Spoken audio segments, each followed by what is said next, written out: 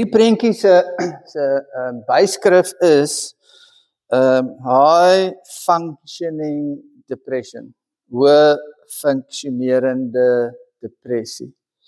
En ek dink dis 'n prentjie waarmee baie mense nogals kan assosieer, né? So 'n klomp balle wat 'n mens in die lug probeer hou en dan op die ou end betaal jy maar daarvoor 'n prys. Ek het hierdie aanhaling gekry, you are not lazy, unmotivated or stuck. After years of living your life in survival mode, you are exhausted. There is a difference. En dan hierdie gaan ek in Engels lees, dit is so mooi gesê, living in survival mode means functioning in a constant state of stress or anxiety, where your mind and body are primarily focused on just getting through each day. It's not about thriving, growing, or planning for the future.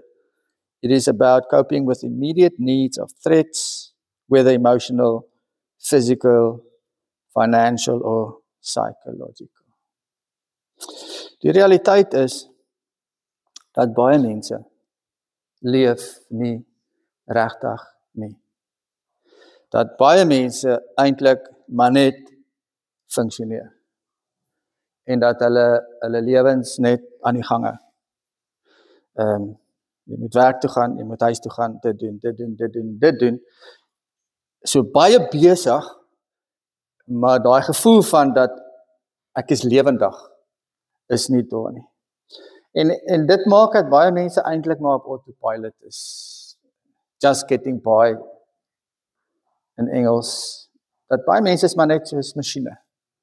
Volgende dag, volgende ding, volgende uitdaging, volgende krisis.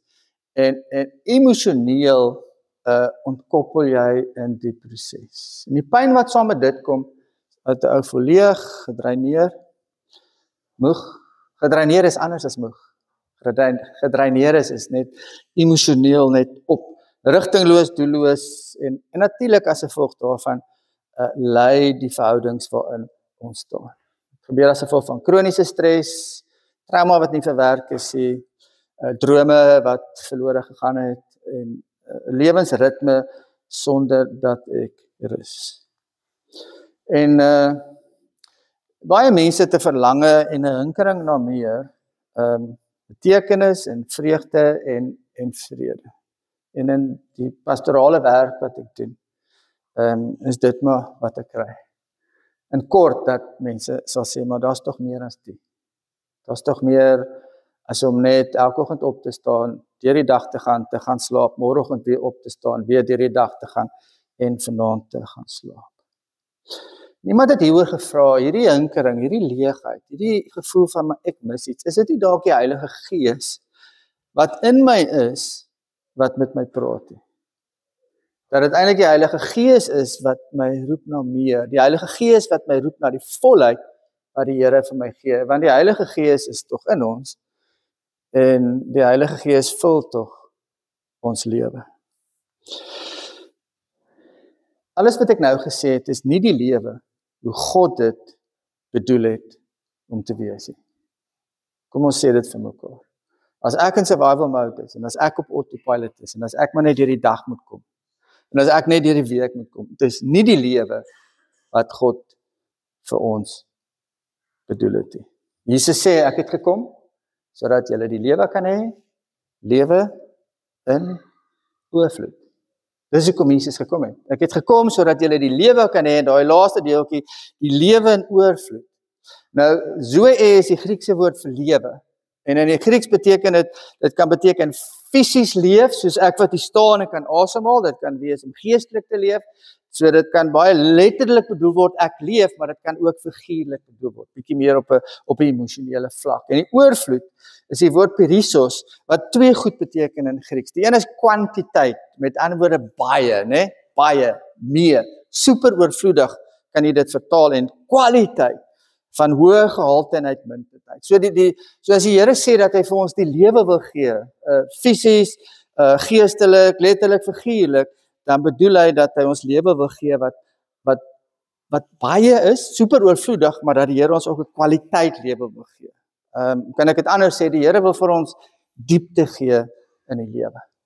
En dan John Ortberg het hierdie woorde gesê, en ek wil graag dit so 'n bietjie uitbou saam met julle. Hy het gesê, God is meer geïnteresseerd in wie jy word as wat jy doen. Karaktervorming deur die Gees is die sleutel tot volheid. En ons is geneig, ek dink ek moet hierdie nader sit, sodat ons kan dink. Ons is geneig om te dink, dat wat vir die Here belangrik is alles wat ek vir hom doen. Terwyl wat vir die Here eintlik belangrik is dit wat ek besig is om te word. So, kom ek breek dit so op, volheid, die lewe in oorvloed wat die Here wil gee, die sleutel tot die volheid is karakter. Wie ek is en wie ek word. So dis nie wat ek doen nie, dis selfs nie dit wat ek vir God doen nie. En hierdie karakter moet gevorm wees deur die Heilige Gees wat in my werk. En die vorming van die Heilige Gees is van binne na buite. So die Heilige Gees gee my 'n nuwe hart. Die Heilige Gees maak my heel. En ek kan dan lewe uit lewe in oorvloed. So dis die basis van waaruit ek leef. En dit vra van my dat ek die Heilige Gees sal toelaat om my te vorm. Dat ek die Heilige Gees die geleentheid kry om my karakter te laat groei. Ek gaan 'n skemaatjie maak om dit makliker te maak om te verstaan en aan die einde gaan ek dit weer wys en dan sit ons die goedjies bymekaar en sit reg. So daar's ek en jy. En die Here Jesus het gekom in hierdie wêreld in, sê die Bybel, om my te red, sodat ek 'n verhouding met God kan hê, sodat die Heilige Gees in my lewe kan kom, sodat ek eendag kan hemel toe gaan. Maar die Bybel sê die Here het ook gekom sodat ek lewe in oorvloed kan hê. En daai lewe in oorvloed is wat die Here Jesus vir ons wil gee. En dit is hoekom die Heilige Gees gekom het. Want die lewe in oorvloed wat die Here Jesus vir my wil gee, gee hy vir my deur die Heilige Gees. En wat die Heilige Gees doen, is om my te verander van binne na buite. En dit beteken 'n nuwe manier van leef. En wanneer ek hierdie nuwe manier van leef begin leef, dit is wanneer ek lewe in oorvloed ervaar.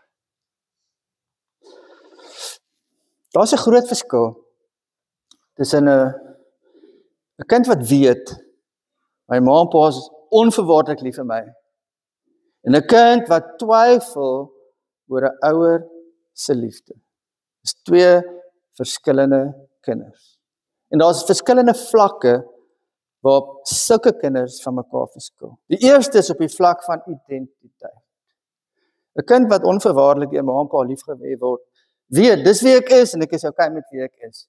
En hulle identiteit is vas. Dit is nie 'n ding wat op en af gaan en fluktueer nie. Dit gee vir 'n kind emosionele sekuriteit. Laat 'n kind ongelooflik veilig voel as 'n kind weet ma en pa het my onvoorwaardelik lief.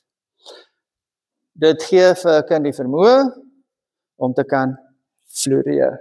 Jy onthou daai om te blom, nee, ek like glad nie daai woord nie, maar dis die ander ene, maar ek hou nie van hom nie, ek hou meer van die woord. So 'n kind wat dit het, nee, floreer, want dis 'n basis van waaraf 'n kind kan leef. So 'n kind is vir kragtig. Dit is baie interessant dat kinders wat so is, nee, they can bounce back. As daar 'n teleurstelling is of 'n terugslag, nee, vir 'n rukkie is hulle bietjie afgesit, vir 'n bietjie is hulle teruggesit, maar dis omtrent altyd kinders wat weer kan opstaan en sê, ek gaan weer probeer. Terwyl 'n kind wat nie dit ervaar nie, nee, is nie so kragtig nie. Die meeste kinders wat dit nie ervaar nie, as hulle platgeslaan is, dan bly hulle platgeslaan. Dit affekteer 'n kind se verhouding met God. Dis baie maklik om te glo dat God my onvoorwaardelik liefhet as my pa my onvoorwaardelik liefhet. Dis baie moeilik om te glo dat God my liefhet as my pa my nooit liefgehad het nie. As my pa my nooit aanvaar het soos wat ek is nie. Dit maak dis iemand wat vry kan leef. Want 'n kind wat weet ek het hierdie mense is agter my. They've got my back. Hulle is lief vir my. As ek droog maak, kan ek teruggaan. As ek sukses ervaar, kan ek dit gaan deel met hulle. En hulle gaan nie die shine vir hulle vat nie, hulle gaan die erkenning vir my gee. As 'n mens so is, dan leef jy vry. Jy kan vry leef in die lewe, want jy weet as dit nie goed gaan nie, kan ek teruggaan. En hier word ek weer 'n bietjie vasgedruk en gesê vasbyt, en dan kan ek weer aangaan met die lewe. Maar as ek dit nie het nie, en hier werk die lewe, goed in die lewe werk jy uit, wat gebeur dan? Waarheen gaan ek terug? En dan sulke kinders is regtig heel. Knowing we are deeply loved and valued, not because of what we do, but because of who we are. Hoekom is ek lief vir jou? Want jy is my kind. Doen jy goed op skool? Ja, nice. Speel jy goeie sport? Ja, bly, waardeer dit. Maar weet jy wat, die belangrikste is jy is my kind. Dis die belangrikste vir my.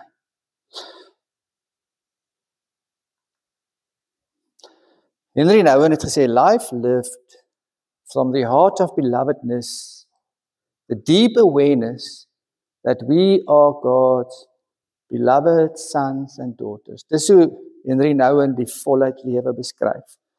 Life lived from the heart of belovedness, the deep awareness that we are God's beloved sons and daughters. As 'n mens hierdie ding weet, met jou hele hart glo, hierdie diep besef van ek is God se seun, ek is God se dogter. Dit verander 'n mens as jy dit weet. Soos wat 'n kind verander word deur 'n ouer wat onverwaarlik liefhet. En dit maak 'n mens vry. Dit maak jou vry van sukses en populariteit en mag en ander mense se opinies. Want dit definieer my nie. Wat ander mense oor my sê, wat op Facebook oor menswees gesê word, of ek nou baie ryk is of baie arm is, en of ek baie gewild is, of niemand weet eintlik van my nie, en of ek magtig is, of ek eintlik maar een van die ouppies hieronder, dit definieer my nie. Ek is vry daarvan, want God is lief vir my. Dit verander ook in ander opsigte mens, dit bring vertroue in die Here. En as ek die Here kan vertrou, is daar so 'n geweldige stuk sekuriteit wat in my lewe inkom. En ek leef rustiger. Want ons word gedryf. Ons 'n angs wat ons dryf, nê, dan dit kan gebeur of dit kan gebeur.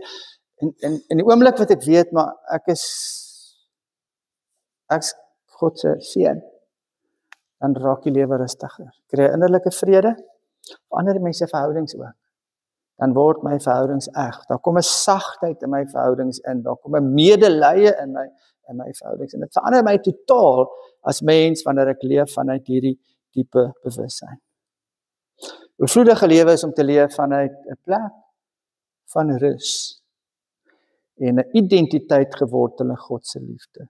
Dis nie 'n poging om my waarde te bewys deur te presteer. Dis groot woorde om te leef vanuit 'n plek van rustigheid. As ek vanoggend opstaan, staan ek rustig op. As ek die dag ingaan, is ek rustig. Want die Here is mos nou lief vir my. En dit beteken alles. Solank as wat ek aanhou rondhardloop en vra, is jy lief vir my? Hou jy regtig van my? Gee ek al die mag aan die stemme van die wêreld om my eie waarde te bepaal. Maar die stem van die Vader sê, jy is my geliefde, en op jou rus my guns. Maak jou vry. Dan wil ek graag hierdie aangrypende sin lees. The greatest spiritual battle begins and never ends with the reclaiming of our belovedness. Reclaim your belovedness. Dan het 'n man met die naam van N.T. Wright, 'n Nuwe Testament teoloog, het hierdie voluit lewe beskryf as living as fully human as we were meant to be in the image of God. Om te leef soos Jesus. En dan kan ons teruggaan na die paradys, hoe die lewe in die paradys gelyk. Stap in die tuin. Jesus het hulle gejoin in die aand. Hulle tyd saam met hom deurgebring. Is ek reg? Dit was die paradys prentjie. Dis fully human. Fully human is om God se karakter te reflekteer, dat die mense die Here in my lewe kan sien. Dit is om gevorm te wees deur deur die Here se liefde. Dit is om gerig te word deur sy waarheid, om daarvolgens te leef. Dit is om bemagtig te word deur die Gees. It's being whole, being alive and being free. Dit is leefvolle mens wees. Dan sê hy hierdie interessante ding. The point of the resurrection, die opstanding van Jesus en dan ook ons opstanding eendag, is that this present bodily life is not valueless. What you do with your body in the present matters because God has a great future in store for it. Dit ons moet verskriklik baie waarde heg aan ons liggame. Aan hierdie lyf waarmee ek leef. Want hierdie lyf is kosbaar en dan daai mooi sinnetjie want God het 'n groot plan vir hierdie lyf. En dit alles wat ek in hierdie lyf doen, alles is belangrik. So wat dit sê is dat hier in hierdie liggaam, my lewe, hierdie liggaam het ewige betekenis. Dis nie soos ek gaan dood en dan was dit nou maar dit nie. My hele lewe, my liggaam het ewige betekenis, want wat ons met ons liggame doen maak saak oor die ewige toekoms wat God met die liggame gedagte het. My eet, my werk, my liefhet, my rus, my dien, alles het betekenis. En dan hierdie gedeelte, 1 Korintiërs 15. Dis 'n ongelooflike gedeelte in die Bybel. Wat sê, wat is die Here se plan met my lyf? Nou, julle weet, as julle nou is waar ek is die ou kan nou nie meer alles doen wat hy gedoen het nie. Jy weet, en hoe langer dit vat, hoe slegter gaan dit gaan, is ek reg? Gisteroggend 7:00 bel my pa my, kan jy gou kom help, jou maat geval, sy kan nie opkom nie. Okay, die lyfie is maar sy's fyn. Opgetel, gelukkig Jimmy, so kan nou opkry, en nou op die bed kry. Maar die lyfie gaan agteruit, julle, is ek reg? En dan so mens dink jy eintlik oor hoe kosbaar hierdie lyf is en dat die Here met hierdie lyf 'n plan het. En die Here se plan met hierdie lyf is dat en ek gaan dit lees. So is dit met die opstanding van die dooies, wat gesaai word is verganklik en word onverganklikheid opgewek. Hierdie sterflike liggaam gaan opgewek word as 'n onsterflike liggaam. Wat gesaai word is gering. Hierdie lyfie wat nou maar so agteruit gaan, wat gesaai word is gering, maar wat opgewek word in heerlikheid opgewek. Is nogal nice, om te dink hierdie ou lyfie, gaan onverganklik wees. Hierdie ou lyfie, hoe ook al die Here ons gaan laat wees, hierdie ou lyfie, gaan in heerlikheid opgewek word.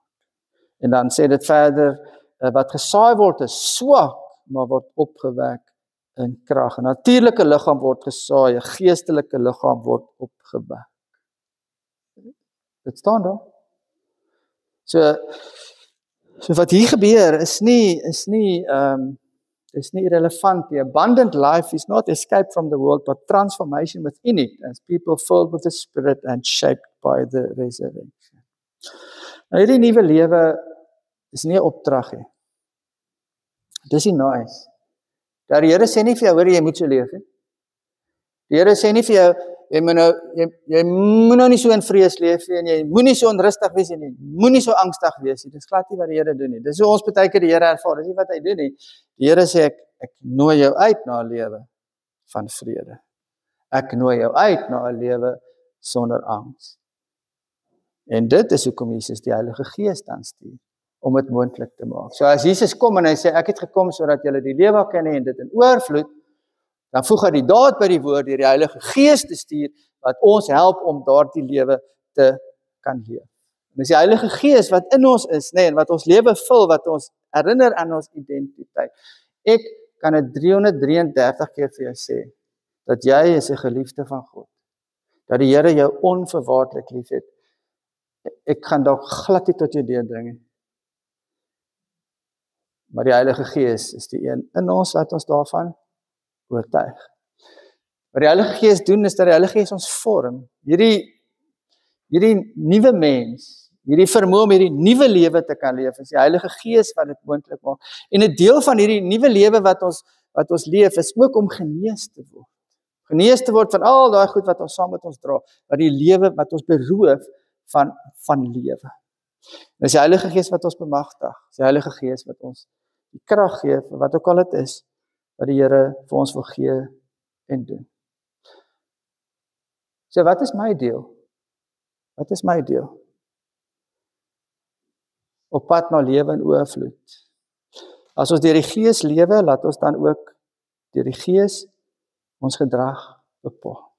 So die Heilige Gees is die sleutel tot 'n nuwe lewe. Die Heilige Gees is die sleutel tot voluit lewe. My verantwoordelikheid is om myself in 'n posisie te sit waarin die Heilige Gees met my kan werk. En dis hoekom dit belangrik is om vir die Heilige Gees te vra, vorm my, want ek wil gevorm word. Onthou, die Heilige Gees gaan nou nie met 'n hamer, jy weet, al die mure kom afkap hier binnekant wat ek bou sodat die Gees my nie kan verander nie. Ek moet myself voor die Heilige Gees sit en sê, vorm my, ek wil gevorm word. En hoe doen ek dit? Ek doen dit wanneer ek die Bybel lees. Wanneer ek die Bybel lees, wanneer ek die woord bestudeer, wanneer ek dit oordink, so sit ek my voor hom neer. Ek doen dit wanneer my knieë gebuig is, wanneer ek bid. Ek doen dit wanneer ek in die kerk is. Discipleship is learning to live your life as Jesus would if he were you. Dis mooi, nee. Learning to live your life as Jesus would if he were you. Kom ons sê dit by mekaar. Ek, jy, die Here Jesus kom, sterf aan die kruis sodat ons gered kan word. Maar die Here Jesus kom ook sodat ons lewe in oorvloed kan hê. En dit is wat hy vir ons wil gee, elkeen van ons. En daarom kom die Heilige Gees. Daarom stuur hy die Heilige Gees, want lewe in oorvloed realiseer in ons lewens wanneer die Heilige Gees in ons werk. Die Heilige Gees verander my van binne na buite, wat beteken dis permanent.